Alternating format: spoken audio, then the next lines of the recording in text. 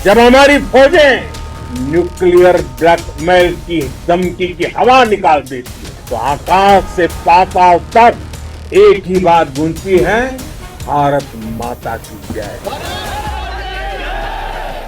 पाकिस्तान का किराना हिल्स इन दिनों बेहद सुर्खियों में है। दावा है कि ये वो जगह है जिसके नीचे पाकिस्तान ने अपने परमाणु बम छुपा रखे हैं।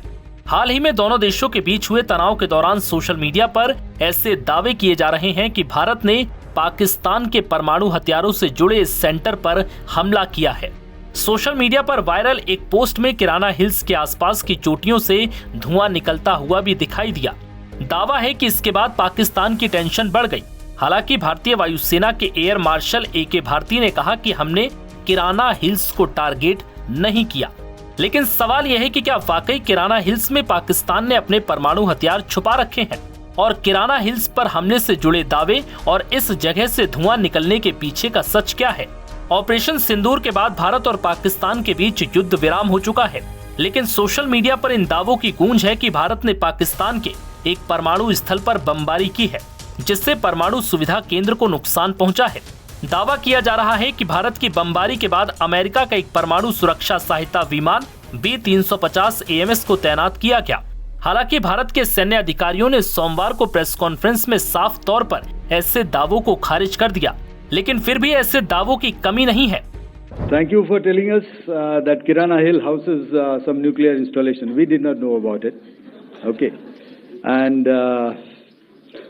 we've not hit Kirana Hills. Whatever is there.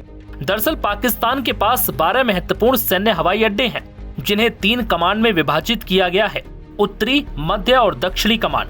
इसके अलावा भी पाकिस्तान के पास कुछ नॉन फ्लाइंग स्टेशन और फॉरवर्डिंग ऑपरेटिंग साइट है। यहाँ पर विमान या हथियारों का मेंटेनेंस, लॉजिस्टिक सपोर्ट और एडमिनिस्ट्रेशन संबंधित काम होते हैं।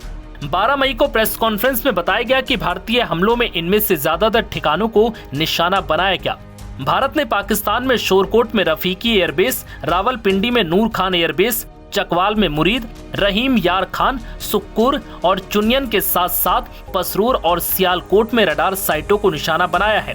इसके अलावा सैटेलाइट तस्वीरों से खुलासा हुआ है कि कराची में स्थित मलीर छावनी पर भी भारत ने हमला किया था।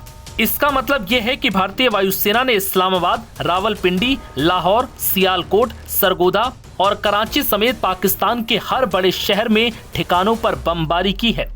भारत के ऐसे दावों के खारिज करने के बाद भी सोशल मीडिया पर कई एक्सपर्ट्स दावा कर रहे हैं कि पाकिस्तान में भारतीय वायुसेना के हमलों में किराना हिल्स में परमाणु भंडारण सुविधा को निशाना बनाया गया। ये दावे कथित तौर पर तब किए जाने लगे जब सैटेलाइट इमेजरी में सरगोदा में मुशर्रफ एयरबेस को नुकसान दिखाया गया, जिसके बारे में माना जाता है कि किराना हिल्स के नीचे अंडरग्राउंड परमाणु हथियारों का भंडारण स्थल है।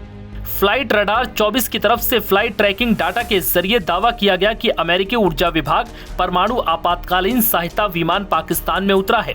हालांकि विमान के पाकिस्तान के ऊपर से उड़ान भरने की रिपोर्ट ने इस बात की अटकलों को और हवा दे दी कि भारत के कथित हमले के बाद रेडियो धर्मी रिसाव हो सकता है। इसके अलावा विदेशी मीडिया में कुछ रिपोर्ट में कहा गया है कि पाकिस्तान अपने परमाणु कमांड पर हमलों को लेकर चिंतित है। पाकिस्तान के परमाणु कार्यक्रम की जानकारी रखने वाले अमेरिका के एक पूर्व सैन्य अधिकारी ने न्यूयॉर्क टाइम्स से कहा, पाकिस्तान का सबसे बड़ा डर उसके परमाणु कमान प्राधिकरण के सिर काटे जाने का है। नूर खान पर मिसाइल हमले को इसी तरह से देखा जा सकता है कि भारत ऐसा कर सकता है। भारत के एयर मार्शल AK भारती ने हालांकि इस दावे को खारिज कर दिया। फिर भी अमेरिकी परमाणु सुरक्षा विमान की कथित उड़ान एक रहस्य बना हुआ है। कुछ प्रमुख ओपन सोर्स इंटेलिजेंस ब्लॉगर्स ने कहा है कि विमान को 2010 में पाकिस्तान आर्मी एविएशन को सौंप दिया गया था।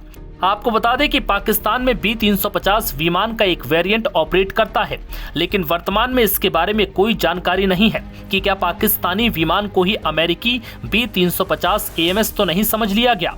मुख्य तौर पर इसका इस्तेमाल न्यूक्लियर रेडिएशन की निगरानी और न्यूक्लियर इमरजेंसी के दौरान आपातकालीन प्रतिक्रिया के दौरान एरियल मेजरिंग सिस्टम के लिए किया जाता है।